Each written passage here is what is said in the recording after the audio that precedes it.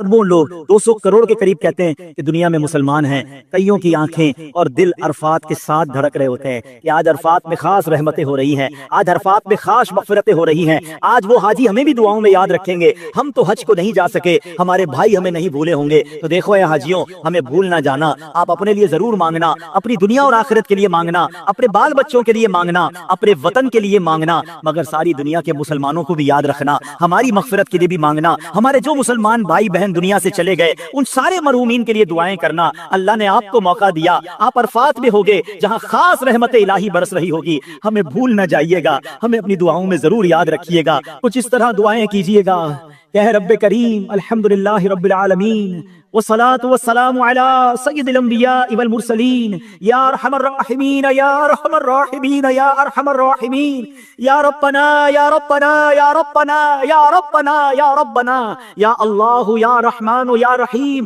اے رب کریم کی زبان سے تیرا شکر ادا کرے، ہم گناہگاروں کو، سیاہکاروں کو تو نے آج عرفات کے میدان میں جمع ہونے کی سعادت دی۔ اے اللہ ہم نے کتابوں میں پڑھا ہے کہ عرفات کے میدان میں ہر سال تیرے دو نبی حضرت خضر علیہ السلام، حضرت الیاس علیہ السلام بھی حاجیوں کے درمیان عرفات کے میدان میں ہوتے ہیں۔ اے اللہ اس وقت عرفات میں لاکھوں حجاج موجود ہیں، اس پہ تیرے بہت سارے نیک بندے بھی ہوں گے اور مجھ جیسا گناہگار بھی حاضر ہے۔ اے اللہ تجھے تیرے اٹھے ہوئے نیک بندوں کے ہاتھوں کا واسطہ، اے اللہ آج میری لبیک قبول فرما لے، اے اللہ آج میری حاضری قبول فرما لے، اے اللہ ہمارا حج بھی قبول فرما لے۔ اے اللہ تو نے ہمیں تیرے نبی کے ذریعے، حدیثوں کے ذریعے یہ وعدہ ملا ہے کہ آج عرفات کے میدان میں جو لوگ حج کے لیے حاضر ہیں وہ گناہوں سے ایسے پاک ہو جائیں گے جیسے ماں کے پیٹ سے پیدا ہوئے ہیں۔ اے اللہ ہمیں بھی گناہوں سے پاک فرما دے۔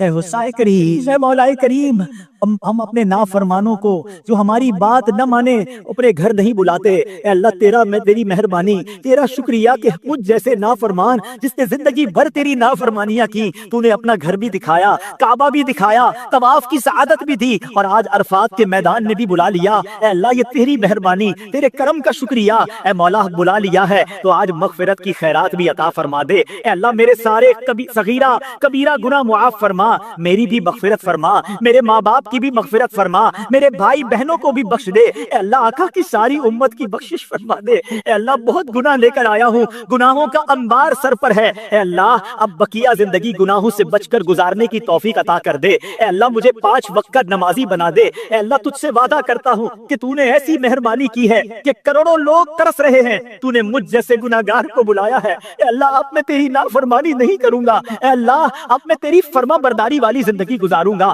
حلال روزی کماؤں گا، حرام روزی کے قریب بھی نہیں جاؤں گا، 5 وقت نماز ادا کروں گا۔ مگر مولا میں نیت کر سکتا ہوں، طاقت تو نے دینی ہے، مدد تو نے فرمانی ہے، استقامت تو نے دینی ہے۔ اے اللہ مجھے اپنے پسندیدہ بندوں میں شامل فرما لے۔ اے اللہ مجھے سنتوں کا پابند بنا دے، حرام روزی سے ہم سب کی جان چھڑا دے۔ اے کریم مولا تیرے دربار میں ایک اور التجا بھی ہے، اس بار تو نے اپنے کرم سے بلایا۔ اے اللہ یہ سفر آخری سفر نہ ہو، جب تک زندہ رہیں ہر سال اے اللہ مجھے حج کی سعادت نصیب فرما، ہر سال مدینہ طیبہ کی بلکہ سال میں کئی بار حاضریاں نصیب فرما۔ اے اللہ جتنے بیمار ہیں انہیں شفا عطا فرما، قرض داروں کے قرضے اتر جائیں، بے اولادوں کو نیک اور صالح اولاد عطا کر دے۔ اے اللہ جب اس سفر کو چلا تھا کئی تیرے بندوں نے اشک بار آنکھوں سے دعاؤں کے لیے کہا تھا، تیرے بندے بہت ترس رہے ہیں، تیرے بندے بہت تڑپ رہے ہیں۔ اے اللہ جو تڑپ رہے ہیں، جو ترس رہے ہیں، جو مچل رہے ہیں، اے اللہ انہیں بھی کعبہ دکھا دے، انہیں بھی حج کی سعادت عطا کر دے، آئندہ سال انہیں بھی عرفات کی حاضری عطا فرما،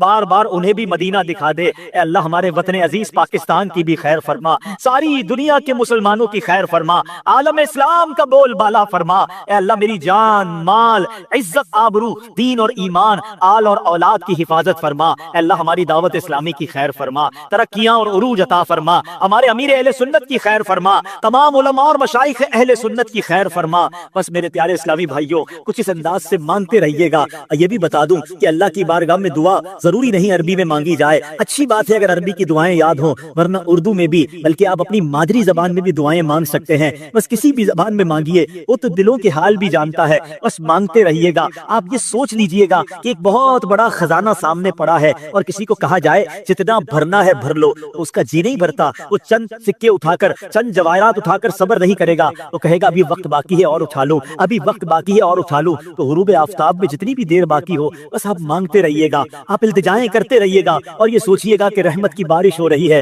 میں جتنا نہا سکتا ہوں نہا لوں، جتنا لوٹ سکتا ہوں لوٹ لوں۔ اور حاجیوں ایک اور بات بھی یاد رکھنا، دیکھو ہمیں نہیں معلوم ہم آئندہ سال آ سکیں یا نہ آ سکیں۔ پچھلے سال کئی لوگوں نے حج کیا جو اس سال شاید نہ جا پائے، بلکہ ہو سکتا ہے وہ دنیا میں ہی نہ ہو، کیا معلوم ہمارا یہ سفر بھی آخری سفر ہو۔ اور یہ سوچ کر مانگنا کہ ہو سکتا ہے میرے مرنے سے پہلے اللہ نے مجھے چانس دے دیا ہے، مجھے موقع دے دیا ہے کہ مرنے سے پہلے مغفرت طلب کر لو۔ تو بس دل جمعی کے ساتھ، خوش دلی کے ساتھ، رقت قلبی کے ساتھ خوب آپ نے دعائیں کرنی ہیں اور غروب آفتاب تک مانگے جانا ہے۔ اللہ ہم سب کی دعاؤں کو قبول فرمائے، جو وہاں موجود ہوں اللہ سب کی دعاؤں کو قبول فرمائے اور ان دعاؤں میں ہم سب کو بھی شامل فرمائے۔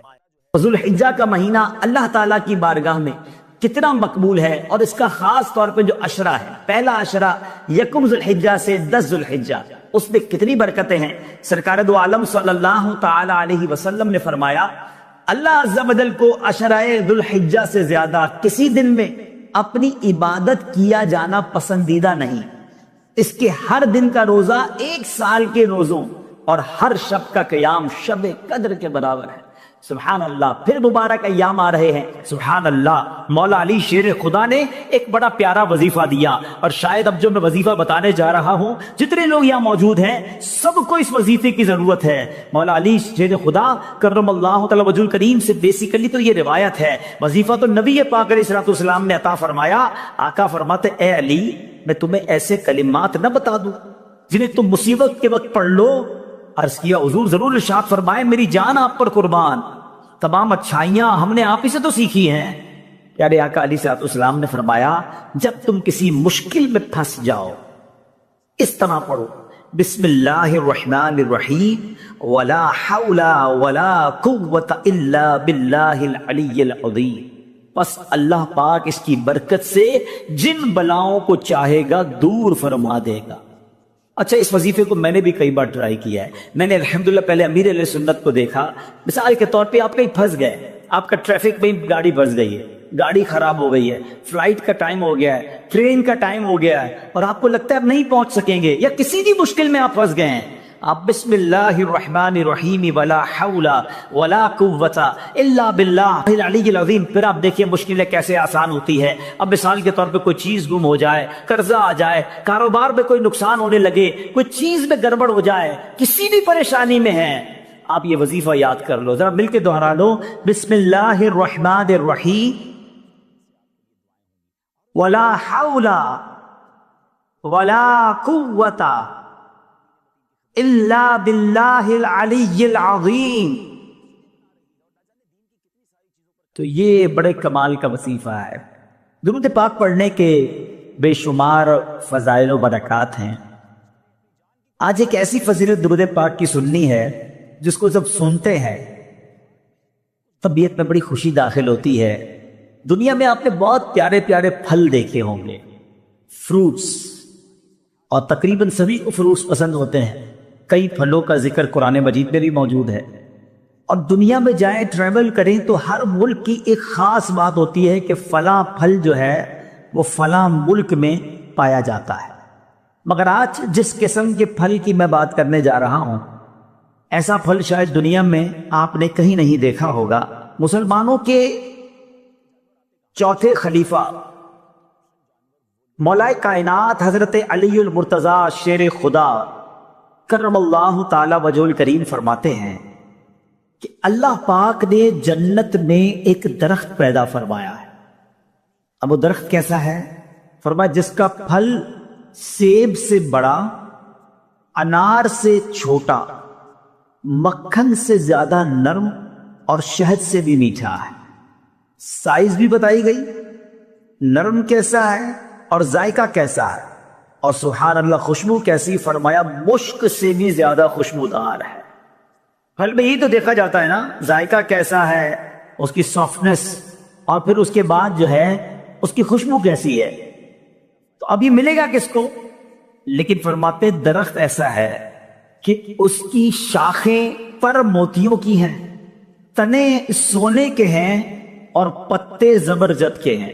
ہائے ہائے، یہ درخت بھی دیکھنے والا، پھل بھی دیکھنے والا، منہ میں پانی آ رہا ہے، اب ملے گا جس کو سنو۔ مولا علی شیر خدا کرم اللہ تعالی وجہ الکریم فرماتے ہیں اس درخت کا پھل وہی کھا سکے گا جو نبی پاک صلی اللہ تعالی علیہ وسلم پر کثرت سے درود پاک پڑھنے والا ہوگا۔ آئے ہائے ہائے، سبحان اللہ سبحان اللہ، یہ ہے درود پاک۔ وہ تو نہایت سستا سودا بیچ رہے ہیں جنت کا۔ اگر آپ چاہتے ہیں کہ آپ کے کاروبار میں رزق میں برکت ہو جائے تو درود پاک پڑھیے۔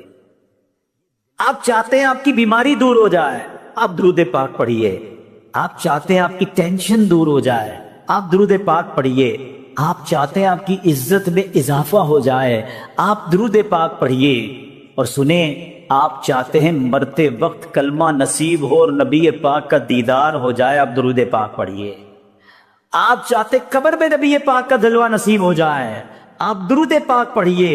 سنیے، محشر کے دن نبی پاک کے پرچم تلے اٹھنا چاہتے ہیں تو درود پاک پڑھیے۔ آقا کے پیچھے پیچھے جنت میں جانا چاہتے ہیں تو درود پاک پڑھیے۔ اور سنو سنو، نبی پاک کا دیدار کرنا چاہتے ہیں تو درود پاک پڑھیے۔ مدینے جانا چاہتے ہیں اور بار بار جانا چاہتے ہیں تب بھی درود پاک پڑھیے۔ اب مجھے بتاؤ، کچھ رہ گیا ہے اور کوئی چیز باقی رہ گئی ہے جو دنیا میں چاہیے تھی، مرتے وقت چاہیے تھی، مرنے کے بعد چاہیے تھی؟ کاروبار بھی اچھا ہو جائے، رزق میں برکت ہو جائے، ٹینشنیں دور ہو جائیں، ذلیل نہ ہوں، عزتیں بڑھ جائیں، کلمہ مل جائے، میں نبی پاک کا دیدار ہو، جب تک زندہ رہوں مدینے جاتا رہوں، اور خواب میں آقا کی زیارت بھی ہو جائے، پھر نبی پاک جنت میں ساتھ لے جائیں، پھر بچتا کیا ہے؟ کمال یہ ہے کہ ہر وہ خواہش جو میری ہے، اور میں نے اپنی طرف سے باتیں نہیں کی، ماشاءاللہ جو علماء بیٹھے ہیں، مبلغین بیٹھے ہیں، ان کو یاد آ رہا ہوگا کہ ہر جملے کے پیچھے کوئی نہ کوئی فضیلت حدیثوں میں اور روایتوں میں موجود ہے کہ یہ سب